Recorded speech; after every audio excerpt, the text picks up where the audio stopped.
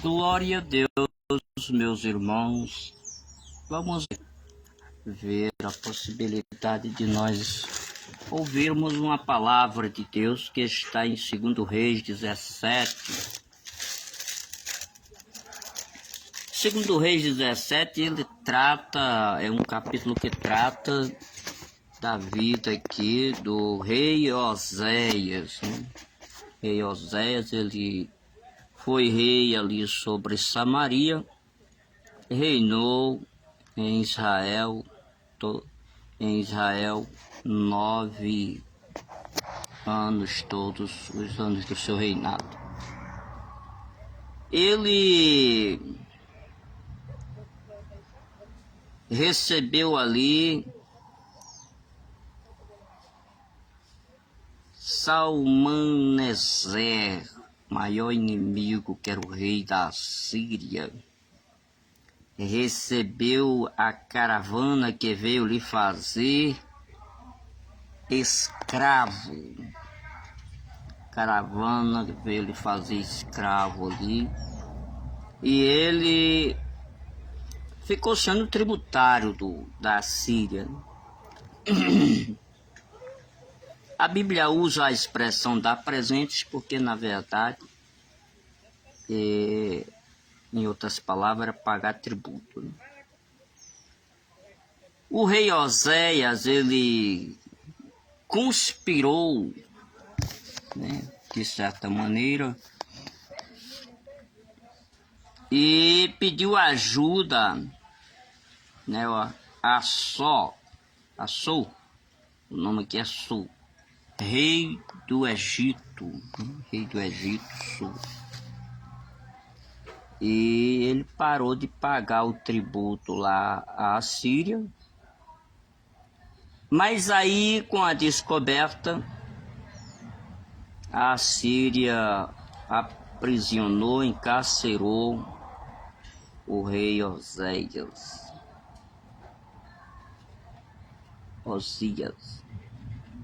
Interessante que em algumas versões não aparece com acento, né? Portanto, não poderia ser chamado Oséias, chamado Osias, né? A não ser que a pronúncia em outra língua venha a ser Oséias, né? Até porque às vezes a Bíblia ela vem traduzida de outras línguas, ela traz a complicação de uma letra ou outra ganhar um significado, um som, uma tonalidade diferente. O rei Oséias. Então, eles cercaram Samaria durante 3 anos, até depois de sitiá-la durante 3 anos,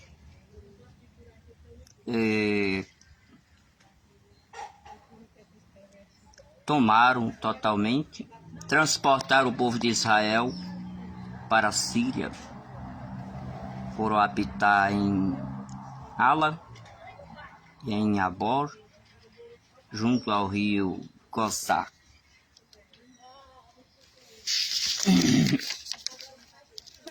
Aí está agora Israel nestes lugares e também nas cidades dos Medos, né? Meus irmãos, Deus, ele percebe aqui que Israel estava com grande pecado contra ele. Israel havia cometido grandes pecados contra Deus, né? A idolatria, a demonologia. Não andaram mais nos estatutos do Senhor, na sua lei, nas suas ordenanças. Não fizeram a sua parte no concerto com Deus. Levantaram estátuas, né? Ficaram queimando incenso a deuses estranhos, provocaram a ira de Deus. Deus ainda havia deixado um pouco Judá livre, mas depois Judá também pecou e ambos sofreram as consequências porque não ouviram as palavras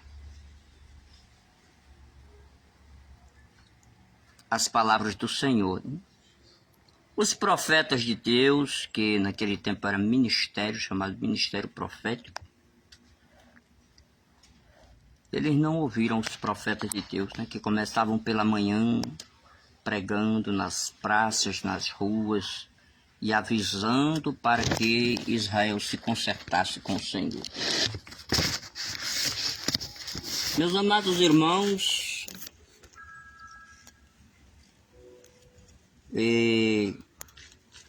está agora o povo de Deus diante desta situação,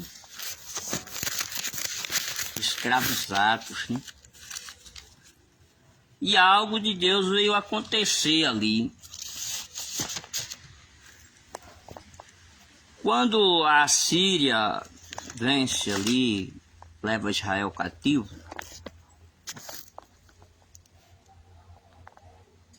aí vieram gente de diversas nações ali para Samaria, para todo Israel ali. Veio aqui Babel, Cuta, Avá, Amate, Sepharvaim. Estavam lá gente de muitas nações. E, meus queridos irmãos, esse povo não conhecia Deus e nem o culto do Senhor. E eles subiram pelos altos, pelos montes, fazendo seus cultos, as suas idolatrias. E a ira de Deus se acendeu contra aquele povo. E aí veio o castigo de Deus, leões que matavam alguns deles. Um sinal de que Deus não estava parado, nem aceitando que alguém invadisse a herança que ele disse: eu dou à descendência de Abraão. Enquanto eles estavam cultuando aos seus deuses. E a palavra mostra que mandaram pedir ao rei da Síria que trouxesse algum sacerdote, porque eles não estavam conseguindo resolver o problema, porque eles não conheciam Deus, não conheciam o culto de Deus, não sabiam nada sobre Deus.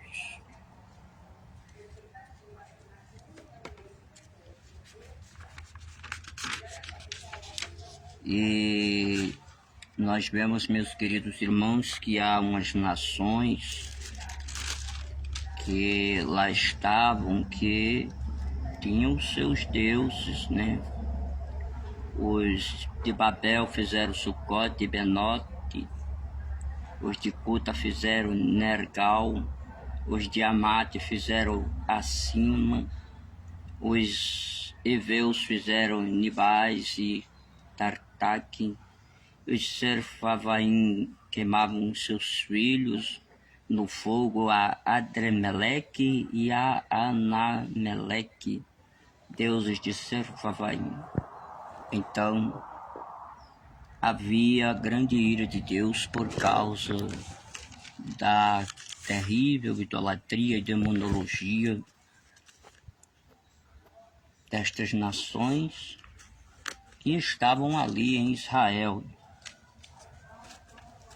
Vendo assim, meus queridos irmãos, foi enviado de volta a Betel um sacerdote fiel a Deus que fizesse culto ao Senhor, para assim aplacar a ira de Deus. Meus queridos irmãos, aprendemos com isto, neste capítulo 17 de 2 Reis, que qualquer tipo de idolatria, demonologia, qualquer tipo de apostasia, de afastamento dos caminhos do Senhor, é possível pagar um alto preço. Nós queremos, assim, dizer aos irmãos que a igreja precisa voltar a amar a palavra de Deus. Israel e Judá deixaram o estatuto do Senhor, os mandamentos do Senhor, as ordenanças do Senhor e foram levados cativos. Meu irmão, minha irmã, talvez o seu cativeiro seja por causa de algum desvio, saiu do principal mandamento do Senhor. Crer no Senhor Jesus, ser batizado, amar a Deus sobre todas as coisas, amar o teu próximo como a ti mesmo. Vamos voltar a amar a palavra do Senhor. Vamos voltar a praticar a palavra do Senhor. Vamos cantar, orar e vamos pregar a palavra de Deus 30, 40 minutos, 1 hora. E aí, se for possível e for do Espírito Santo também, que haja as profecias, revelações. Não tenho nada contra, todavia, ninguém nem nada toma o lugar da palavra de Deus. O louvor, a palavra e a oração são essenciais. A igreja que não tem vontade de ouvir a palavra, ela está morta.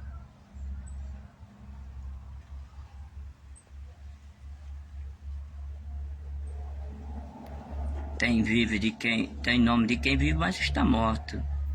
Tem nome de quem vive, mas está morto. É fria, nem é fria nem é morna. Ela nem é fria nem é quente, é morna, né? Então, precisamos voltar a amar a palavra de Deus.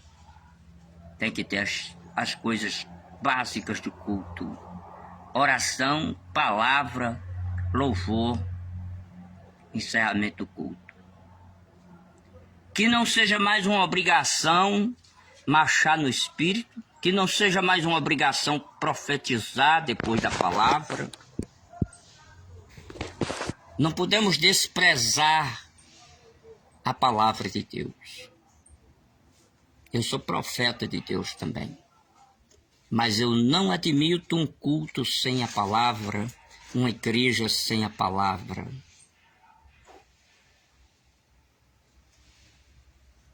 A palavra em primeiro lugar.